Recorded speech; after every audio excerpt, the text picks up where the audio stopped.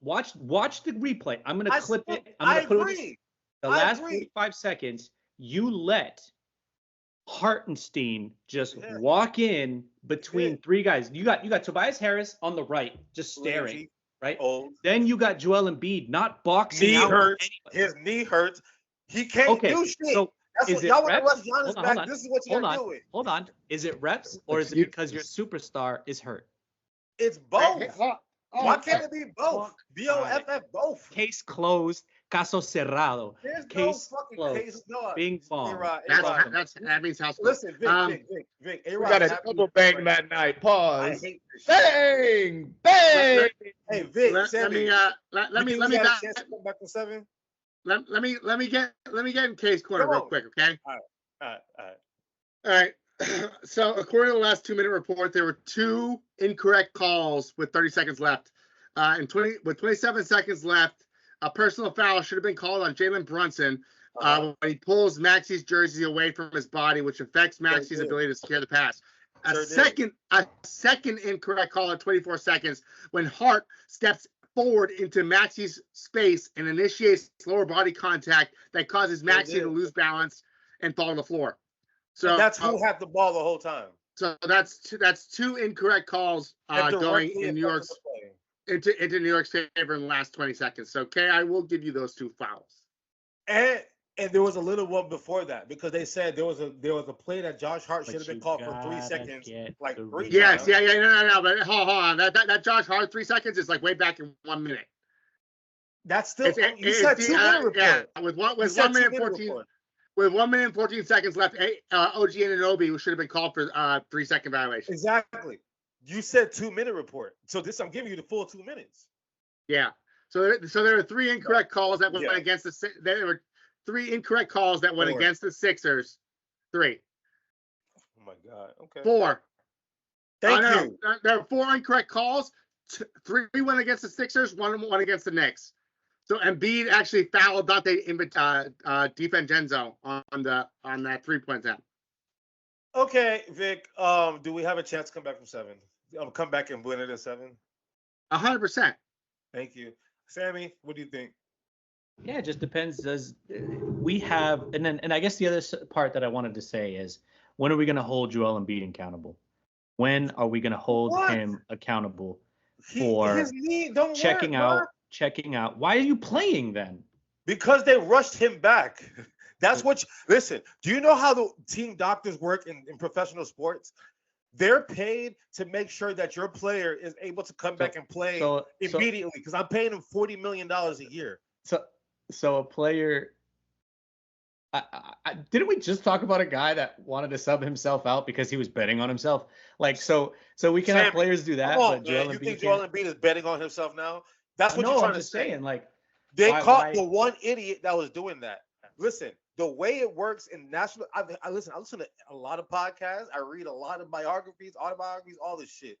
The job of the team doctor, is to get that player back as quick as possible. That's why Kawhi Leonard had to leave San Antonio because the team doctor kept saying he's good to play. We cleared him, and his personal doctor was like, "No, you're not good to go." And that was where the relationship broke. They definitely rushed this man back. Man came back like Willis Reed or some shit, or Kurt Schilling. That's what y'all said. With blood on his leg. I don't even know why he had blood on his leg, but clearly he's not right. He did a little throw off the backboard, came down, and he thought his career was over. That's how much he's messed up mentally, because it's a lot of it's mental as well. So to get that cleared up and that all the way healed takes a lot longer than what he was out for. So am I gonna blame him for being hurt? No, I can't blame him. It's not I can blame his trainer. I can blame the person that doesn't stretch him right. You know what I'm saying? Like I can blame a lot of other people, but he's hurt. That's our best player. Our second best player, most improved player in the world. Shout out to my dog Tyrese Maxey, which I predicted, and Sammy and Vic, but back me up too. But anyway, that's our next best player is 22 years old, 21. Like, what is he supposed to do? Tobias, we know he ain't coming to work. Sammy, give him the numbers you gave earlier. In 40 hours. Give him the numbers, Sammy. Can I ask you a question, KK? So this is on the most improved player part, right? What's up? I think he's deserving. Yeah, number one, I think he's deserving. I think most of us called that and wanted him to get it. shout out to you. Damn, Miami. But let me ask you this. When you think of a most improved player, you're talking about somebody that's improved, not somebody that's skilled already, right? What? John Morant just won most improved player. He was skilled already. Hold on. Can I finish? Let me ask you. I want to give you two players. Okay. And I want you to tell me, of these two players, who should get most improved player. Okay. All right. So you got player A, right? Player A. Player A got 4 extra minutes, right? Has 5 extra shot attempts and averaged 5 more points per game this season. Okay? That's player A. Player B. Go player C in for fun too. Player B got 13 more minutes, shot 7 more attempts, and averaged 12 more points per game.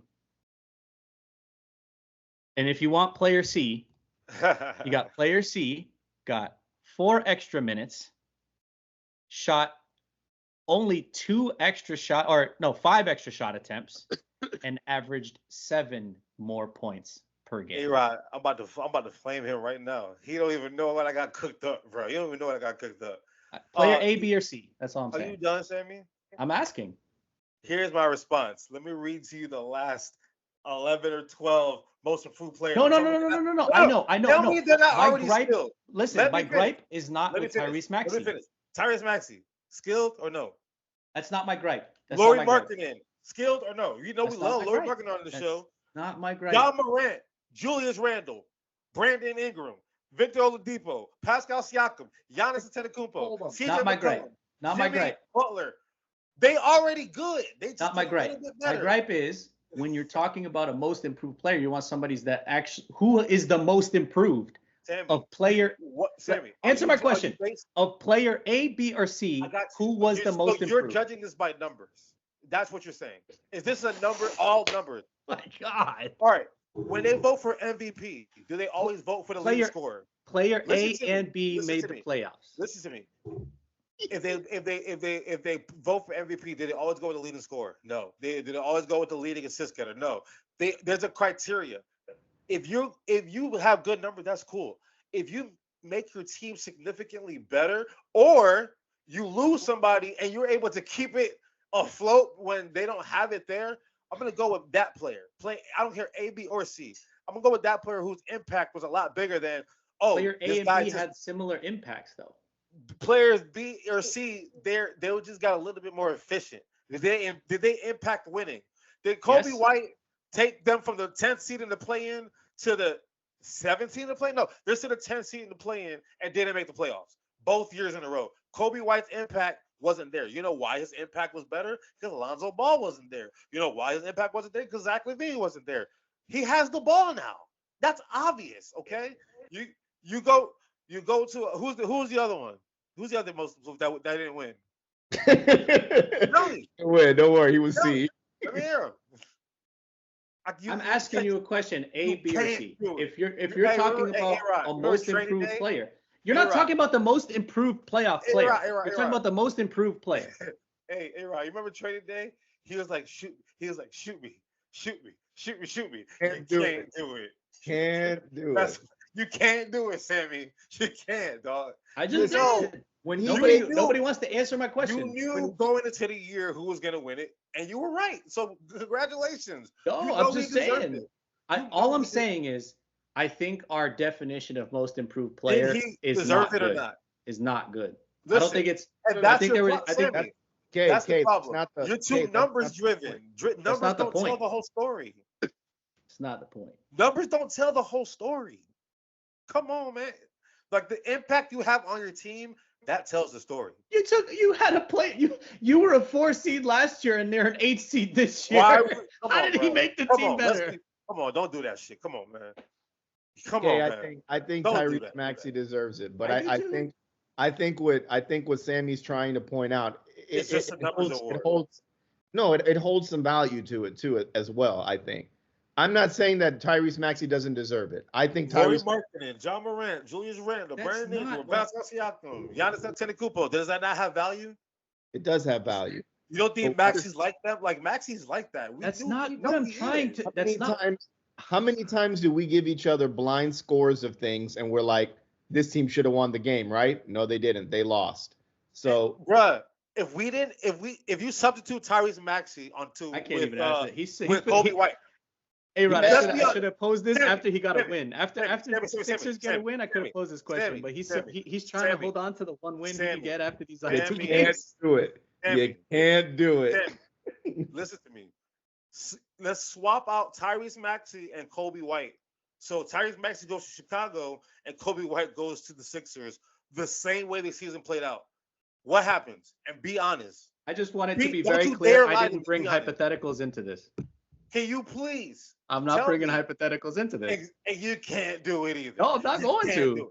I'm giving you actual facts. I'm giving you facts that have occurred this season. You gave me numbers. I'm giving you numbers. Don't tell the whole story. Oh my god, y'all smoking crack. All right, man. Hey, shout out to all the people who don't. I'm putting.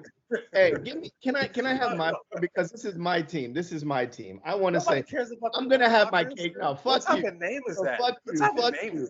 Fuck you. I'm having my KK moment right now. I've been a Knicks fan. Hey, oye vato. I've been a Knicks fan for the longest, man. And when I see the only person we are missing in the Garden is Patrick Ewing. That's the only man that we are missing in the Garden. But to have all the legends there, rooting this team going on, having Carmelo sit right next to John Starks, I love seeing it. And fuck Kelly Oubre. Fuck Kelly Oubre for saying we're give away those tickets, to the whatever, man. Get some fans to Philly. They did. All you got is Mike Rubin and Meek Mill's, goofy ass down there. And he got more money than all them bitches combined. What's up, man? It don't matter. It don't matter. I don't care. Let the hate be there, man. Let the hate be there. The big ragu is here to play, man, and I love seeing it, man. I love seeing it, man. Y'all ain't done shit. Deuce McBride took the most improved player of the year's cookies. That's all I can say. God, bro. Oh my God, he got killed in there. It's okay. You're up by 10. Don't worry, and you're gonna win this series. Down by 12. What are you talking about, man? They heat up right now, dog. Oh, they are. Damn. Oh, yeah, bro. Y'all, yo, they just saw this. Yo, Coach Spoelstra show. We just Coach Spoelstra. Them white boys is dangerous. Them white boys is dangerous. Y'all losing by 9, baby. You gotta calm down. Sure. Listen, Kay, if anything I can give you flowers for is the whole year you told me to be a Knicks fan and hold fast. And I didn't like a lot of things that happened, but I'm riding the wave, man, and I'm loving it. Hey, remember when Joe Budden walked out on the Migos? He's like, I'm done, bro. Remember when Kay and I told you to chill out about that OG Anunoby trade? You did. I give you both your flowers. No, I give Sammy his flowers. KK jumped on the ship later on. No. Yes, it was Sammy at first. It was Sammy at first, and then KK jumped on the ship. Because I brought the stats and everybody poo-pooed on me. I was like 2 hours late. I still do not get it. I still do not get it. I don't get it either. They didn't do shit. Fuck him. I love the nickname for DiVincenzo, the big ragu, and I'm loving it, man. Fuck him too, bro. I hate that damn team right now. And I love them all year. Let's go to the next one right now. Fuck. All right. Let's go to my dog. Let's go to my dog Anthony Edwards because he put in on a show. The fucking I think we collectively all hate the Phoenix Suns. I think we're all on that same boat. We have a common enemy. All right. So I was on my walk today, listening to podcasts, listening to music, and I was like thinking about the Phoenix Suns and what we were going to talk about. I have the perfect example of what the Phoenix Suns are. The Phoenix Suns are like, you ever walk into a house and they got an 80-inch 4K screen and they got a PS5, but they ain't got no damn couch. That's what the Phoenix Suns are. They got those lawn chairs, those plastic lawn chairs. On a little lawn chair. Hey, my uncle, in case y'all don't know, he's not my blood uncle, but he's my uncle, man. Olumide Oyedeji. He got drafted by the Orlando Orlando, and they played with the Supersonics way back in the day. This is 2000 and 2002. And then he went over to Puerto Rico, Korea, and that shit, and won a lot of championships, made a lot of money. I spent the whole summer with him, in Puerto Rico when he played for Los Cangrejeros de Santurce. I was there that whole summer, bro. That was the best summer of my life. I was a teenager. I'm 16, 17 years old. Bro, I was feeling myself because I just hit my growth spurt. I'm about the same height as the point guards. Like, I'm like, I like this basketball. That basketball life. Can you imagine that shit in America? It's different. In Puerto Rico, they was having a good time. Dog. Hey, right. I don't know. You gotta go, bro. I gotta take you down. I take you down to Puerto Rico, dog. But anyway, we go all the way to say this. If I can get you to my house for a series game, then I'll go to Puerto Rico with you, bro. Not this 5 minutes away. When y'all make it to the next round, when y'all make it to the next round, you gotta play Indiana like it's 1997. I'll come through for that. Ain't no Reggie Miller. They ain't no Reggie Miller. Come through. You don't think Tyrese could be like this? Tyrese could be like, we got you in this series. Come on, he had to clear his throat, dog. Come on. Anyway, fuck him and Cat. Luka Doncic. Back to Phoenix. Back to Phoenix. Luka Doncic. My bad. Fuck. Who's beating? No. Who the hell? Oh, Anthony Edwards is whooping Anthony Edwards. Back to Anthony Edwards. My bad. First of all, is it Devin's team or is it Kevin's team? Whose is it? I don't know. A-Rod has been on this shit since day one. Somebody said something the other day on one of the talking heads on TV, and I was like, holy fuck. If Kevin Durant gets out the first round, is he considered irrelevant at this point? And I was like, I kind of want to jump on that train right now. Imagine he gets traded again. we get traded. My next fucking beef. Bro, Kevin Durant, like, I've watched him this entire series, and yes, he hoops, but like, I've never seen anybody not want to be with the team more than I've seen Kevin Durant this series. Damn, dog. I feel like, and then there are so many pictures of Devin Booker just like getting like fouled. Devin Booker was a bitch last game. Like he was. Oh, that was gonna be something I was gonna mention. You know, I've been like a fan. I'm out on Devin Booker. Also, I am all the way out on Jason Tatum by a mile. This team has only like really two good players, and they're in the second apron, bro. Just keep that in mind when you're thinking about what this team can do. This is literally like if you've never seen a team that needs to blow it up, this is the perfect example of a team that either needs to. I think you keep Kevin Durant.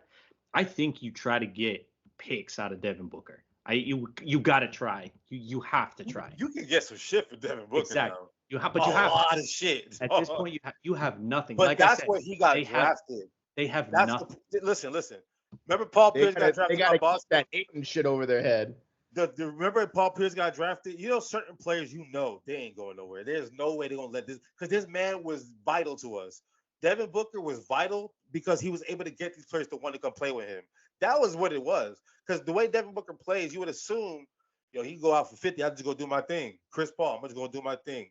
Kevin Durant, I'm going to do my, maybe Devin Booker is just the type of player that needs a certain type of piece around him, and they've tried to surround him around shit. But, Steph Curry, we always look like his goal is taking a break up. It's not going to be Draymond. It's not going to be Clay. It's going to be either Draymond or Clay. It's never going to be Steph. If they're going to get rid of anybody, to me, I think Devin Booker is the one they drafted. Bradley Beal, they brought him in. Nurkic, they brought him in. Kevin Durant, they brought none of these guys they drafted. So to me, I personally think Devin Booker is safe no matter what. He makes decisions on the coaches. He makes the decision on who comes in, who comes out. I think this trio doesn't work because we all said it. Like, what happened in Brooklyn? They didn't play defense, and they're not on the same page. They all want to be, I'm superstar. No, this is my team. No, this is my team. Like, we go to Brooklyn. Was it Kyrie's or Kevin Durant's team? Nobody, I would say it was more Kyrie's team. Kevin Durant heads would say it's more Kevin Durant's team. But to me, Kyrie could control all the emotions inside the room. That's why they were all emotional as shit, dog. So to me, it's like we're having the same shit happen right now. Light-skinned brother, Devin Booker, dark-skinned brother, my dog Durant. So, and Bradley Beal just happy to be there. Like, Vic, you was on Bradley Beal. I think, you're just happy to be there. But we blow this shit up, A-Rod, or what's up? Oh no, man! Like it's a shit show. Like I feel like the Clippers and the Suns are in the same boat. Like I've been saying it all year. It doesn't smell right in Phoenix. Like Devin Booker knows it's his team. But does Devin Booker really know that it's Kevin Durant's team? Like, they made a trade to bring in Kevin Durant. Like, we make the joke all the time, Kevin Durant doesn't care. He wants to hoop. But at the end of the day, like, if they're giving the last shot to somebody, do you think it's going to rub Kevin Durant the wrong way that he doesn't get the last shot in that minute? He called Draymond a bitch because he didn't give him the basketball. Yeah. So exactly. So I think in Phoenix, it's a hodgepodge of things, man. You've got Frank Vogel, who's literally a fucking Spanish word of the day for you, titiri, which is a puppet. I love it. So one more time. Frank Vogel's a titiri. He's a puppet. Okay, so I don't know what he's doing there. He's just him and Doc Rivers just cancel out as head coaches to me. They're just the same. And both won championships on accident. They did. They won championships with talent that they had, but that's it's. Sammy said this perfectly, and I never took it into consideration. And I really I take the mature team any day of the week, but when you have a team that likes being together, being around each other, in each other's interviews, having fun, showing the camaraderie, OKC is like what you would think Phoenix would be. It's a bunch of like guys that are, some are young, some are middle. Like you got like all the age brackets checked off. They're young. OKC young. Well, I mean, Phoenix. Okay. Phoenix has like all the boxes checked off. Yeah. But it's not understanding whose role it is. And Devin Booker, I've been out on Devin Booker since last year. I don't think he's clutch. I don't think he's a good teammate. And I know why he's not like that, because he wants this to be his team. He's making his argument to get Kevin Durant the fuck up out of there, or Kevin Durant is not a winner. He's not. He's not. You know what pissed me off the most? Him and James Harden are like the same player. Yeah, they just want to go score. Just Devin Booker's and get on bitches. Honestly, score and go to the strip club. That's what they want to do. But here's shit. I lost my train of thought. I thought about the strip club. You know what the Achilles heel is? Should have never fucked around with the Kardashian chick. Should have never did that. Yeah, both of them did too, huh? They both did. One Jenner, one Kardashian. Fuck around and find out what happens to your career. Oh, I started being out on Devin Booker when that video that went out when he was at playing pickup basketball. He was like, "Dang, y'all gonna double team?" Like he was pissed off being double team. No, you weren't. And in my head, I was like, "Ooh." You were not. I had to bring you to the light to that, bro. I don't like that. To the light to that. I brought you to the light. I was like, when he did that shit, I was feeling out. I don't like. Hey, honestly, it started, but I was still trying to stay in. You know how like J. Cole like backed out of the beef. I was a little pissed off, but I was like, nah, he's still on both sides of the disc, bro. How you get dissed on both sides of the disc? Yo, but he back. All right, we're not talking about J. Cole. Hey, Sammy, J. Cole coming at Kanye next. Pause, but that's next. Kanye got to shut his damn ugly ass mouth up. But anyway, J. Cole, shut up. Bro. I don't think J. Cole doesn't have to do shit. I got J. Cole's respect. He don't. That's my dog. But Phoenix doesn't have a chance, man. I'm sorry. Like I just don't see it. They may get one, but I just can't see them. I can't see it. Bro, you know how Indiana was running up and down on Milwaukee? Dog. Minnesota made these Phoenix, like, we're at a time in which LeBron down 0-2, Kevin Durant down 0-2, Steph Curry not in the playoffs. Like, these young cats playing ball right now, they say, y'all got to get the fuck up out of here now. Think about it. Minnesota. Hey, I'm going to appreciate this. Kay, I need you to do something for me, bro. I do. I need you to give fucking Rudy Gobert his flowers on how I did that last week. Because I don't like the motherfucker, but I'm giving him his flowers. Listen, I did it last week. You didn't remember? I said, I'm going to give him credit. And I wanted to do an episode, and I was going to do it next week, A-Rod. Remember how I ruined TikTok for you last week? You got your shit back. Because next week, I was going to do, like, who are we telling our apologies to? Because remember we did that for the NFL, our apologies? I wanted to do a basketball apology because I was like, I got to apologize to Rudy. I'm going to just give mine away. I got to apologize to Rudy. Like, I think he finally found, and I don't know who gets the credit for that. Like, honestly, look at Minnesota. He gets it. He gets it all, bro. Who gets the credit for this shit? He gets the credit for being the same player he's been. I don't know. Somebody got to give him credit. Like, remember Pau Gasol got to the Lakers, and he sucked against Boston that one year.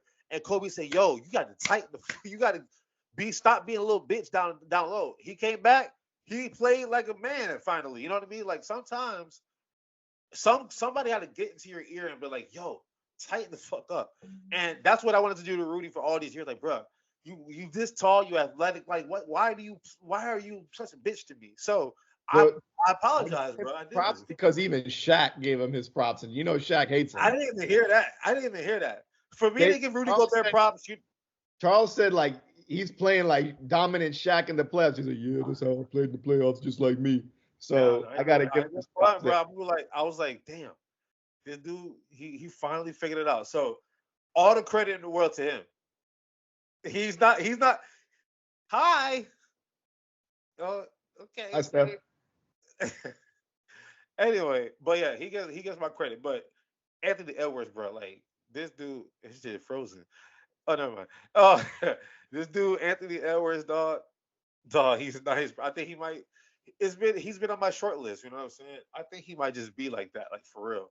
Sammy, like I know you tough on these young kids. So like, what's your opinion on Anthony Edwards in this series? Just the man he becoming right now, 22 years old. I love it. I love every second of it. I want more of it. I want more of it. Listen, I don't like the young teams. I really don't. But there's two teams I'm rooting for. I'm rooting for OKC because I like what they have. They have a bunch of young, mature men on that team. And I've never felt this way about a player like I do about Anthony Edwards. And I hope he doesn't show us a gun on IG Live. I swear. Yeah, like that. He's smart. No, he's capable of it, bro. He's getting strippers. He was capable. I think he gets it. I think John Morant's the perfect, like, don't want to do that. If I'll say this, if Anthony Edwards does not get selected for this Team USA shit and get starting over Devin Booker, I'm gonna like. Bro, I'm gonna riot. I'm gonna absolutely riot. That's how out I am on Devin Booker. I'm mad that he's there. I'm like, why is he riot? He ain't gonna do shit, dog. Anthony Edwards talks that talk. He walks that walk. And he you want somebody to represent America, dog? He doesn't just do it with his scoring because he's absolutely electric with scoring, but he does it on the other end of the floor too. Like energy. So crazy, man. Like he believes, and I love players, and I wish Tatum had just 10% of that energy.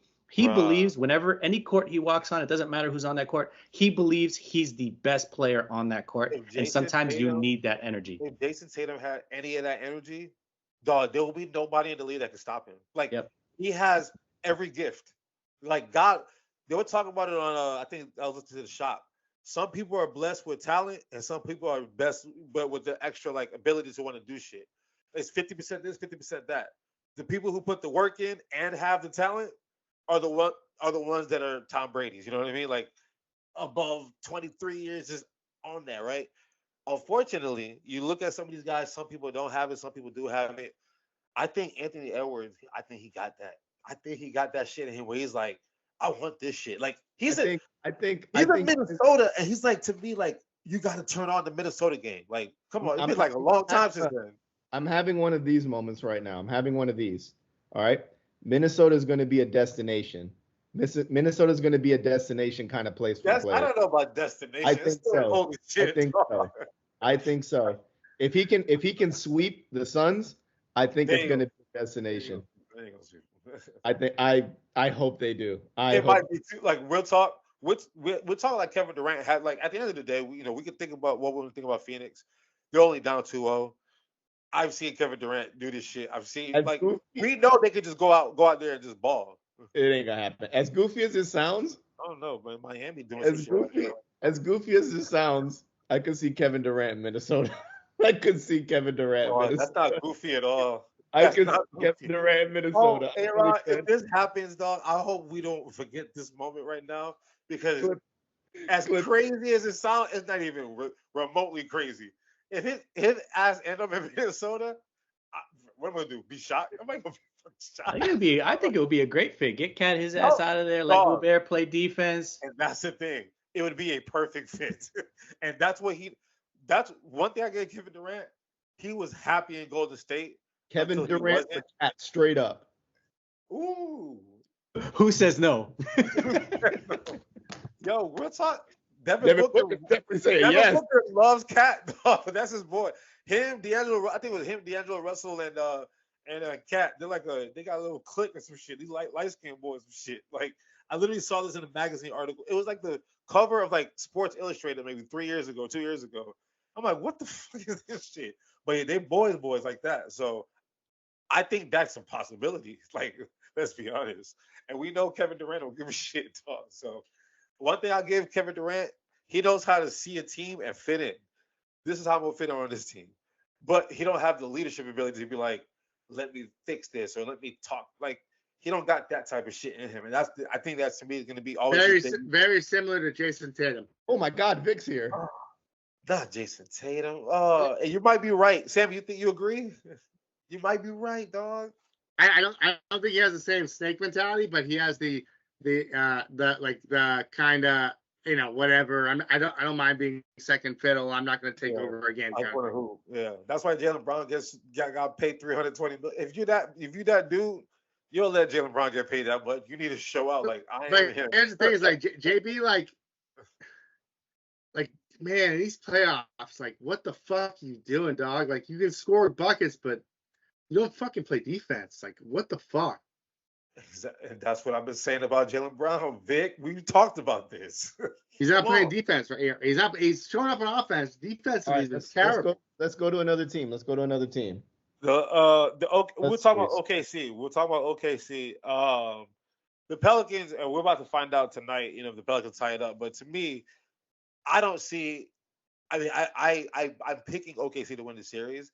But if the Pelicans win the series, I wouldn't be like surprised. Like honestly, I don't know how you feel about this one, but like I would not be like to me. Like I just they're young, dog. Like we talked about this in college basketball just a month ago.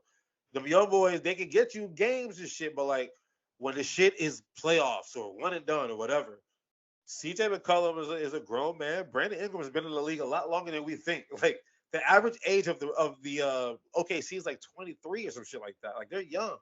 I know they got talent, but remember Kevin Durant and them when they went against the Miami Heat in the finals? Thought it was 4-1. Easy. All they did was make one small adjustment, 4-1. Easy. So you don't think this young shit gonna get in their way?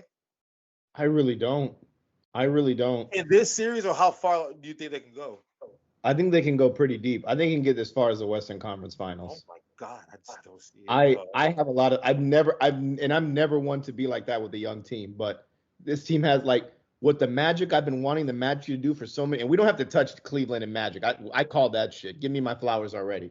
So, but I like what I'm seeing from OKC. Like Sammy when Sammy said that, I was like, damn, he's right. These kids, like, they play well with each other. Pause. Like they know how to like find the open man. Nobody, like Shea's gonna get his points, but number 2 on the team can be anybody any night of the week. And Chet Holmgren, I know he's not going to win Rookie of the Year, but he's playing damn good basketball for coming off a year of not playing. So I give them the props. I feel like with New Orleans, they're missing something, and I don't know if it's Zion, like the high you get of Zion coming in and playing well, and then him coming out of nowhere in the play-in tournament. I don't know what it is, but I think Brandon Ingram needs to like take the shit over. I think he's like the offensive talent that like can do everything. Remember Kobe and Shaq? Kobe knew Shaq had to get his, just like Zion got to get his, right? But like when you at some point you gotta realize like, yo, 1-on-1 in the fourth quarter, like Jason Tatum needs to realize, these fools can't stop me, dog. Like I'm really like I'm lanky, I'm 6'9". If you guard me, you're either too slow or too. He just doesn't scare me. He just doesn't. There's nothing scary about Brandon. Like he's got tattoos and cornrows, and he looks scary, but he's not scary. The only guy on that team that I give praise to, who's consistent day in and day out, is Jonas Valanciunas. That guy does not miss a beat every game. And what did he do? He won a championship. Did he not win one? I'm not saying he's great, Sammy. I'm just saying that like he doesn't miss a beat. He knows the assignment. Get your 10 rebounds. Valanciunas was on that team, right? With Marcus 8 to 10 points and play defense. In the beginning of the last game, in the beginning of the last game, it was like Valanciunas versus Chet Holmgren in the beginning of the game. It was them just trading buckets back and forth. And one way outweighs the other by 100 pounds. And then at the end of the game, Chet Holmgren realized this man can't guard me. One outweighs him by 100 pounds. You can't deal with. Let me take him outside and I'm not giving him. I'm not saying that's the X factor, but I'm just saying he knows his role. He knows his role. He doesn't overstep it and does what he needs to do. This team, A-Rod, you always say it about other teams, but I think this is the perfect example of a team that has zero identity without Zion. And even with Zion, I think their identity is a little bit. I don't even know what the identity is. I think like I don't even know the identity. I like the idea of point Zion. You know, that's kind of what they call it. I do. It's exciting, it's fun, but I just don't think he's that skilled enough to be that guy. And I give him all the props in the world since the in-season tournament. He's turned it around. He's been absolutely tremendous. But I mean, outside of that, I mean, Ingram is one of those players that, and I disagree with A-Rod. I think Ingram's a bucket getter. Exactly. That dude gets some tough buckets, bro. Like, good Lord. But his problem is he's not consistent enough with it, and I think he's very hesitant, and I think that's always been his problem. Yeah, that's always been his problem. But he is a tough bucket getter, and once he gets consistency, then that'll answer A-Rod's question of he's going to scare people, but he doesn't do it enough. A-Rod, I think it's another situation. If Brandon Ingram had Anthony, listen. If Brandon Ingram had Anthony Edwards' energy, he would, bro. You would see, bro. You would be like, oh, that dude is nice. I know, but he doesn't. We can create a Frankenstein of a monster that we want, but we're not going to get that. I think with New Orleans is like, it's we can all agree it's BI's team, but when Zion gets on the floor, it's Zion's team.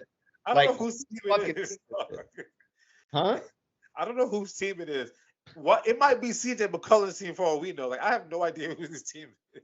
CJ McCollum, I feel bad for because he's a good basketball player. He's playing with kids, man. Pause. Yeah, he is. Oh God, that's a big pause. Next series, I can't do this series no more. Next series. All right. Speaking of cohesiveness and like a team that knows how to play their role, the Denver Nuggets. I've never seen a team be so good at their roles, and then their superstar, when the playoffs come around, that superstar is like. This is a like. I've seen a lot of shit. Shaq, to me, when I watched Shaq when I was a kid, I remember this shit vividly. Every time I watched Shaq, I was like, well, it's going to be a long night for the guy guarding. Like, every single night, I'm like, I feel bad. Then we got to the finals. We had to play them. I used to pray for Mutombo and Matt Geiger and Tom McCullough. I'm like, bro, please just, use those 18 fouls between y'all well. Just like, damn, it's going to be a long night. I watch Jokic, bro. They put what's that, Rui Hachimura on him. I'm like, what the fuck y'all doing? Rudy bamboozled me. They put Rui Hachimura on him. I'm like, dog, y'all want him to drop 50 tonight, dog. Nikola Jokic, his peak right now is bruh, it's like there's no way anybody saw this coming. This is insanity. And we talked about KD last last segment, we talked about Steph not making playoffs. This younger generation that plays a little bit more with the analytics game and know how to just put a team together like a video game. That shit worked, dog. When we grew up on 2K NBA Live. They know how to put a team together that makes sense. Like, KK, I got a question for you, KK. Is Darvin Ham's seat safe? Hell no. Frank Vogel won a championship. A year later, he was gone. You think the Lakers give a shit about any of y'all? Paul Westphal won a championship, and then they cut him the same summer. The Lakers don't give a shit about. Bro, they fired. Remember what's his name? They fired. What's that bald dude name that used to coach New Orleans? Him too. They 12 games, 9. They don't give a shit. Come on. Hell no. I just don't get how I love LeBron to death. You know that. I love LeBron to death. But there was one pivotal play in that game towards the end where he fucked up, where he took that 3-point shot. I don't know what he was thinking there. He took it because his man fell to the ground. He had to take that shot. Like, it was like vintage LeBron would have just stepped over him and fucking went to the paint. He was, hey, that age is showing now, bro. He was huffing and puffing. But he was like on his, bro. He was huffing and puffing. Dog, these young kids, Indiana, run them out the gym. Who was the team in the West? Minnesota. Run you out the gym. They trying to run out Anthony Davis and LeBron James out the gym. They gonna get that shit all the time. Nah, that was a bad play by LeBron. LeBron should have just drove to the hoop and tried to get fouled because we know the refs will be on LeBron's side. No, they're not. You remember against Boston? Come on, man. You remember that? I don't agree with that, but LeBron in the offseason. Not Foster was refereeing the game. I don't need LeBron to talk when it comes to head coach hiring, man. Like, Darvin Ham was back yet. He didn't pick Darvin Ham. They picked him. And they asked, is this cool? What are you going to say? No? Come on, man. He wanted Ty Lue. That's what he wanted. They're not letting go of Ty Lue, man. Ty Lue about to become Doc Rivers, win a championship by accident, and that's all you're going to be known for 20 years later. Ty Lue's problem is he gets a bunch of prima donnas on his team every year. Ty Lue came from that Doc Rivers coaching tree, by the way, so we're about to see another Doc Rivers. But I'm done with basketball, bro. We got everybody? We good? Orlando, The Celtics and Heat. All right. Respectfully, guys, it's not looking good. The Heat might be winning this game, so it's going back to Miami. And I don't know what it is about Coach Spo, but dog, ever since what's his name? LeBron went Game 6 against Boston. I think that unlocks Coach Spo, bro, because like he got something psychological on y'all, because he'll do it with G League players, D League players, China players, Korea players, Cuban players. It don't matter. If you can play basketball, we got you. And I was watching Mike Beasley on the Udonis Haslam podcast, and he was talking about how smart Coach Spoelstra was. And then, I started doing research on what Coach Spoelstra has done. That dude is nice, bro. Like, y'all have the best team on the floor. They got the best coach in the National Basketball Association. And Sammy, y'all coach, he's a little young. Now, we might be being hyperbolic because it is only one game. If this doesn't go your way, but like how we talk about level of concern, right? What would be your level of concern? Because assuming that this game is about to go, what it look like it might go. Level of concern. 0. Okay. With the sunglass, with the Versace. He didn't even. You're talking about a team that's only winning by 9, and they're shooting 60% from 3 right now, and the Celtics are shooting 38%. And they've set their record for threes as well. So as a franchise. Yeah, this is a 0, bro. Like they're having like they're like. You don't think insane? Coach Spoelstra has anything to do with that? KK, when this is all said and done, I want you, like, I know you don't like stats, but I just want you to go look at them and just be like, okay, yeah, they had one of those. What is it? Out of body. This is out of body experience for the Miami Heat right now. There's no way they're doing this. In the Garden. Bro, there's no way they're doing this for 7 games. There's no way they're doing this for 7 games. Bill Russell's watching y'all, bro. Like, in the Garden? Come on, bro. That's tough. I said it from the beginning. This is Celtics in 5, bro. Hey, man. Celtics in 5.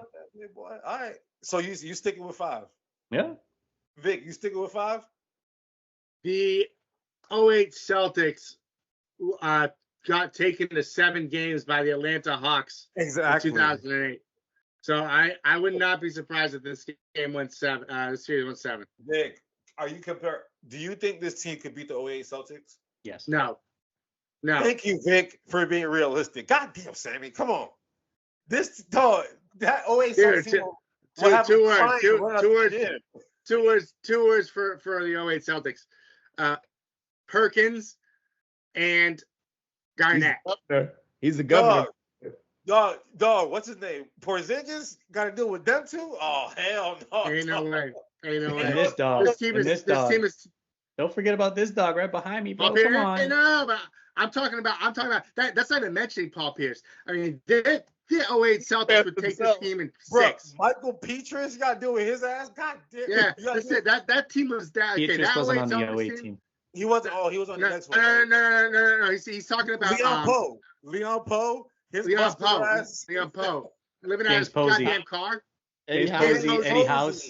Oh, James Posey was my favorite. Hey, Sam Cassell. Sam Cassell, ugly ass. If you could get anything from the Miami Heat, you got Eddie House, man. I'm so glad that the podcast didn't finish without talking about the 08 Celtics. It's been every single podcast. That's one of my favorite basketball teams, bro. I was so happy to see that shit. There's no way. Kevin Garnett alone would bully this team. Exactly. No way. Porzingis, Kevin Garnett would talk some shit about his mom, his dad. Listen, I don't usually come out and say this. Pause. I don't usually come out and say this, but that's not a pause. Yeah, I'm coming out to say something. So, but I've had a little bit of wine. So Ray Allen and Kevin Garnett joining that team, I could not stand it. But did I root for it? I fucking rooted for it. It's so funny because that was 2008 was the one time I think in this entire nation's history where nobody really hated the Celtics. Like maybe besides the Lakers, but like I could not. Nobody hated. That was the only Boston team that people didn't hate. Now obviously they hate us all, but I hated Paul Pierce so much, but Kevin Garnett and Ray Allen, I couldn't see them as Celtics. But they tripping. I was happy for it. I had a poster of Kevin Garnett on my wall because I wanted my basketball game to be just like his. Like Allen Iverson was my favorite player, but I'm like, I can't do all that shit. And I thought I was gonna be tall, right? I was like, but if I can get that Kevin Garnett game, I'm about to be a dog. Like the amount of love and respect I have for Kevin Garnett is on another level. It's like it's almost Allen Iverson-esque because they both gave me something on a different level. One was a guard and one was a big. But the amount of energy. Was that CJ Stroud? Yeah, it was. Yeah, it was. Oh, he had the game? Oh, that's dope. He's at the Celtics game. CJ Stroud to Boston, to the Patriots. You heard it here first. I say this. Oh my God, here we go, bro. Come on now. Oh, I just remember Stephon and them. Bro, I remember how bad the Celtics were when I was a kid. Like they just couldn't get it together, and I was like, Chauncey Billups days. Bro, they had 3 draft picks. Rob the dice. They had 3 draft picks that year for the dice. The Celtics. Terrible defense. God, what was his name? They had. I remember Dino Raja. You had Dino Raja, Dana Barros. Dana Barros. Oh, hell he's a Bostonian, though, bro. Dana Barros. Where did he go to college, A-Rod? Where did Dana Barros go to college? Oh, man. You caught me off guard with that. You off your game, Dana Barros. Dana Barros. It'll hit me soon when we're going through the podcast. Ron Mercer. That's his name. Ron Mercer. But you had Ron Mercer. You had Chauncey Billups. Ron Mercer went to Kentucky. You had Rick Fox. And then you got another draft pick that year. I forgot who it was. It was some scrub, all in the first round. And they got rid of Chauncey Billups real quick. But I remember you had Antoine Walker. Friends. You didn't have Rafe. You didn't draft Rafe LaFrentz. You didn't draft him. He went to the Nuggets. Antoine Walker, Mr. Shit. But you had Antoine Walker. Zerbiak. But you got those guys later on, bro. And I'm talking about your draft picks. You had in '97. You had Antoine Walker. Then you got Ron Mercer and Chauncey Billups to pair with him. You ship out Chauncey Billups. You then draft Paul Pierce the next year. You ship out Ron Mercer. And then you have the Paul Pierce, Antoine Walker collab. It didn't last long. I love that collab. That was my favorite. We got Gary Payton too. Don't forget about that. That was at the end of his career. Yeah. That was Grandpa. That's Papa. That was one of the greatest three-way trades I've ever seen. When Papa joined him. Actually, no, that wasn't that. That was when Ray Allen went to the Sonics and Gary Payton went to the Bucks. I used to play with the Celtics on NBA Live 05. When they had GP, I was like, I like this team right here now, bro. Then I used to play with them on 08 when they had KG. I was like, oh, I like dog. I used to love playing with those Celtics. You guys used to like the players that I was like, it's gonna work, and I'm like, damn, they still suck. But when you made that, remember I'll never forget the day that the Big Three happened. I felt like the world froze that day. The world literally froze. We were like Kevin Garnett is out, right? And then immediately, it was to be young again, but that was a good feeling. It was the Rashard Lewis and Ray Allen team in Seattle, and Ray Allen went over there. I was like, you've got to be kidding me! There is no way this team doesn't win championships for the next 3 years. Ray was first. Ray was first. Almost went to Golden State. Dog, KG was this close going to Golden State, yo. Like that was when they had the We Believe team with Steven Jackson in there. It was wild, man. But like I'm happy that Boston has. It's like KK says, when the Knicks are competitive or Boston's competitive, Philly's competitive, it's good for the NBA. So I'm happy to see New York, Indiana, and Miami is competitive. It feels like the old days, and I do like that as well. I wish Chicago was a little bit better, but I do like that as well. Having those three. Right.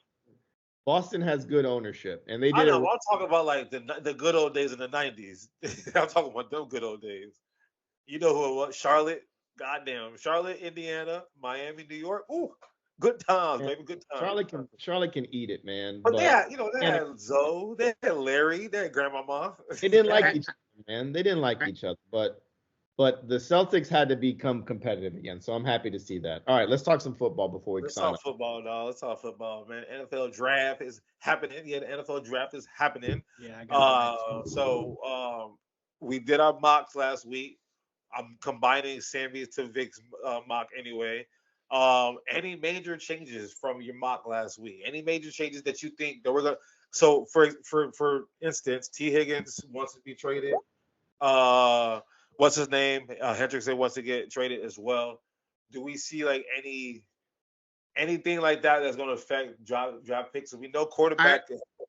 I'll just say this: I purposely did not add any trades to my draft because I don't want to predict trades. So I just went based off draft position. But I will say that JJ McCarthy definitely jumps up my draft board 100%. I think he's going in the top 10. I wouldn't be surprised to see Michael Penix go in the first round as well. I heard that. So those are my two. And how high up would JJ McCarthy go, Vic? Be honest. Top 10 at least. Top 10 at least. Yeah, no, you know what I'm trying to say. Be specific with me. You think he's not going to the Pats. I really don't think he's going 3. Tammy, what have you seen? How confident do you think you're not going to get JJ McCarthy? That you're not going to get him? No, I think it's going to be Drake May if we go for quarterback at 3. If you go quarterback, or when you go quarterback? You know you're going quarterback. I'm like, I hope we don't. You know you are though. They don't either. I don't want to. Brand new head. Listen, every time an owner brings in a brand new head coach, what always comes with a brand new head coach? Quarterback. Plain and simple. Because like y'all got nothing right now, so you're gonna draft a quarterback. So who is gonna be the guy that you pair up with your head coach for the next however many years? That's what it's gonna come down to. For what? That's just how it goes, bro. Coach and head. Whenever they sign like a GM, right? The quarterback's deal is the same length, 4 years and 4 years. So y'all in this shit together. To me, it's the same kind of relationship. Like this is y'all drafting a quarterback, bro. I'm just gonna keep it. I'm gonna keep it 100 with you. Y'all drafting a quarterback. Will I eat crow? That's up to Robert. I will say this. If we want to be successful in this draft, and y'all can call me crazy, I don't give a shit. I'm going to say it on this podcast, and I think I've already said it before. If we want to be successful, we trade out, we get control of the board, we get Rome Odunze, and we get Michael Penix, and we just combine them because that's the only way this team is going to ever work out.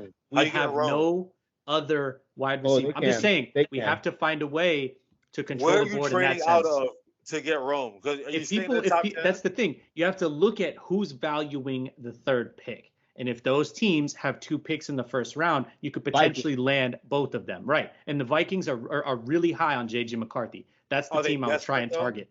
I don't want JJ. I don't want Drake May. If my bet were on it, I'm going probably Drake May because I think he probably has the lowest floor. I don't think he has the highest ceiling. But I think without any other weapons on this team, any quarterback that comes in here is doomed for failure. And that's a wrap on that one. Vic, I love you, bro. I just want you to know that, all right? I want you to know that. Okay? Answer me back, bro. Do a bean in Beantown, man. Oh shit. All right. Who were we just talking about? All I can say is like me paying attention closer. I forgot draft day is tomorrow. Fuck, man. I know. Paying attention. Bar Howard doing 50-cent wings. That's what I'm gonna be at, y'all. Fuck that. Save some money and come to my house and watch it, bro. I'm 5 minutes away. 50-cent wing. I'm going straight from work. I'm going. I've already mentally planned for it, and I'm prepared. The draft. I see a lot of teams wanting to move. I see a lot of teams wanting to move up, and it's with New England because I heard that they have like a very like laughable trade that they have gotten, but like a lot of teams keep hitting them up to move. Minnesota's desperate to get JJ McCarthy. They really want JJ McCarthy. I don't know why. I'm desperate though. They want a quarterback. They want identity. So they don't believe in Sam Darnold. I mean, they got your boy. That's not my boy, bro. All right. We failed him. Okay. Oh, crazy, wacky, funny. Zach Wilson is no longer a New York Jet, by the way, y'all. That's a big news story. Sean Payton about to save his career. All right, continue. Yeah, when Zach Wilson hears white women in Denver saying "Let's ride," he's all slow down. No, but I see a lot of teams wanting to move. I see the Eagles wanting to move up. I've heard the Jets want to move up. Now the Jets are focusing on a wide receiver now, which I kind of like. So we'll see what happens there. Brock Bowers is going down. I keep seeing. Because Kyle Pitts, they scared Kyle Pitts, but. Sammy, real quick, anything on the Patriots that you want to be like, you want to put all your money into it? This is who we gonna draft. Drake May. Okay. All right. Yeah, that's what I would do. I mean, if they take JJ McCarthy, I want to hang myself, but I got the rope. yeah. But I would do Drake May. You had to put all your money in. Who y'all drafting? I'm gonna say May. I'm gonna say trade down. I'm gonna say trade down, but not too far. All your money you put it on trade down? I'm gonna say trade down. I'm not smart enough for that. I'm hoping that they trade with the Vikings and get the 2 first-round picks out of it. Thank you. Me too. That's a lot of picks. Jets. Put money on your money on it. Who y'all gonna draft? Man, I keep later guys. I keep seeing them trying to trade up to get Joe Alt. I keep seeing at 10 we stay and we get either what's his face, the Brock Bowers or the Washington receiver. And I also see scenarios where we trade down too. I really don't care. I think this team is set right now. I think we could use another young receiver. I would love that, but then we got to worry about paying him, and we know what our history is with our first round picks, and we got to worry about paying 3 first round picks that are worth a shit in the coming years. I don't know, man. Like I want them to make the right move. Would you be deeply affected if they don't draft the guy you want? Because like you said, you're already ready made. So is there like a bad draft pick for where y'all at? Because there's a lot of good talent at that number. I even see him looking at quarterbacks. I even see him looking. I don't know about that. No, that's just no. After the first 3 go, 3 or 4 go, it's like, let's just be smart. I mean, they could let's shock do a left tackle or something. They could shock the world. They could shock the world and take JJ McCarthy and if teams don't move up, you never know. I don't know. I don't know what the Jets' final like. I know it's offense. I know the first is wide receiver, offensive tackle, tight end. The home run pick is the tight end. Wide receiver is first on y'all list? Yeah. Damn, they don't give a shit about Alan Lazard. Holy moly, guacamole. They don't. He's got one more contract. He's got one more. Just bring somebody in? Mike Williams, but he's on a 1 year. Oh yeah, come on, dog. They don't give a shit about Mike Williams. Mike Williams did not make it, bro. He's on a prove it deal. I understand it. It's not they don't give a shit. Shit, bro. At 10, y'all better go get yourself a left tackle or something. Get yourself some offensive lineman that's gonna be there for the next 15 years, bro. Make it. He's not gonna be there 15 years. K. We don't keep first round picks. Yeah, the last lineman, y'all gonna keep your linemen, not your skill players. Y'all keep your linemen though. Where's Becty? You know what? I'm not sure, but he lost a lot of weight. I know this team better than you do, bro. He's not on the team. So we don't keep first round picks. He was disappointing. That's why. We don't keep first round picks. The only one we've signed the last 10 years is Quinnen Williams. I just don't develop them well then because y'all don't want to keep them in house. Anyway, all right, let's move on. If I had to pick, I think if we do trade up, I think we're gonna go after that kid from Toledo, the corner. Mitchell? Yeah. If we don't, so what people don't know, Isaiah Rodgers was suspended by the NFL last year from the Colts for gambling or whatever. He just got reinstated last week. We just got a corner that's nice with it. So because we picked him up off of waivers because they dropped him. So like we have a talented NFL player that's not coming off an injury, that's about to be available. I'm convinced that we love to build the trenches. Probably go on offensive or defensive line, bro. Like realistic, we probably go on O-line because we got to replace Jason Kelsey. Well, we got somebody to replace him now already. What's his name? But Lane Johnson about to retire soon. You know, like I feel like we got to start to like make sure that we're whole on the interior before we even think about. I heard wide receiver is an option. I don't understand that. Corner, obviously, but to me, we gonna bolster up the line because that's what we gonna do, bro. Like if we trade up to go get a superstar, all right, that's cool. You know, Howie Roseman is crazy these days, but personally, I would like to just kind of the way we work, build in the trenches, though. That's what I want, personally. We'll see. That's what I would put my money on. If I had to be honest with you, I'll put my money on. Like, yeah, just go build the trenches. Go after one of these kids that's the best tackle available or whatever available at 22, 24. I think that's what we do, personally. But I think I'll be happy either way. I think we're set up for success too. Like, yo, I think so. Whoever can get the Vikings 2 first-round picks, that is going to be the winner of the draft. I feel like. Watch me like Chicago. And the Chicago Bears. The Chicago Bears are in prime real estate to get 2 really good players. So, but they already got, they got 1 and 9, bro. Oh shit, if they get a receiver to pair, that would be awesome. You think they go? That's a good question. You think they go receiver or they go like, all right, let's fix this defense or fix I would that? say O line or D line. I would see smart. That's smart thinking, bro. That's how you stay smart. Do what Houston did. Do exactly what Houston did. Because at that point, the best defense, one of the best defensive linemen is on the board still. Yeah, that's true, bro. That's true. All right. You be right here. Any other shit you've seen in the news? Oh, it's just been crazy the last like 3 days of people like saying this guy's going up, this guy's going down. I don't even want to get into that. Just Amara got his money today, so they good, and they see what got their money. So I think Detroit is like in a position where they might don't need a pick. They might trade. I don't know. Like I feel like a lot of these teams who have been like paying their players, like they're like, yeah, we good with what we got over here. So we're not gonna go reach on something. We'll go with just the best player available type of shit. I think we might see a lot of that because like, good. Here's a question for you, AFC East, Buffalo Bills. Fuck them. You put your analyst hat on, stupid. Goddamn. What makes the most sense for where? Because they're wide receiver. Off the rip. You don't have a number 1 anymore. They lost a lot of secondary too, bro. What are they going to draft? Brock Bowers if he's there and get a 3rd tight end? Like, come on, get a wide receiver, bro. They need a wide receiver. Who they got right now? They got Curtis Samuel. They got the dude from last. What's his name? I forgot his name. Sharif. Don't go down the list, bro. They need a wide receiver. All right, bro.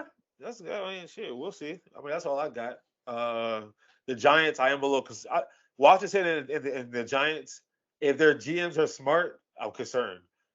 Conventional wisdom said they're gonna draft like another Daniel Jones. I'll be good with that. So I'm concerned, but I'm like, let's see what they do because they have 2 very high picks.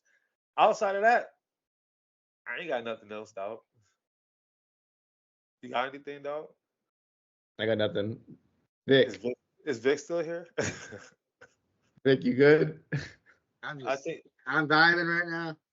Vic, here's my quote of the day for you, Vic. Defeat doesn't finish a man. Quit does, okay? Oof. A man is not finished when he's defeated. He's finished when he quits. There's no quit. Tell it to fucking Jason Tatum and Jaylen Brown, okay? Don't tell it to me. These fucking guys. I mean, I can't believe the effort that they gave tonight was just fucking horrendous. On the defensive end, Jaylen Brown was awful. Absolutely terrible. And I think we can do 10 times better than that. I don't know what the fuck we showed tonight, but they better show up in Miami on game 3, ready to fucking bust some ass because they look awful tonight. Awful. Hey, we got a clip, y'all. We about to clip this shit. This is about to be posted tomorrow morning. When y'all wake up and watch this shit, it's going to be on Instagram and maybe on TikTok because remember, we got a TikTok now. Well, it got banned. It got banned in the U.S. now. Oh, shit. Damn it. Anyway, that was a real live reaction from Vic about the Boston Celtics. You're never going to get that on the show. So go ahead and like and subscribe or whatever y'all do. That was great. Go the rattle down. You can find us on Twitter. No, not yet. Vic, no. Naysayers. You got to talk about your naysayers.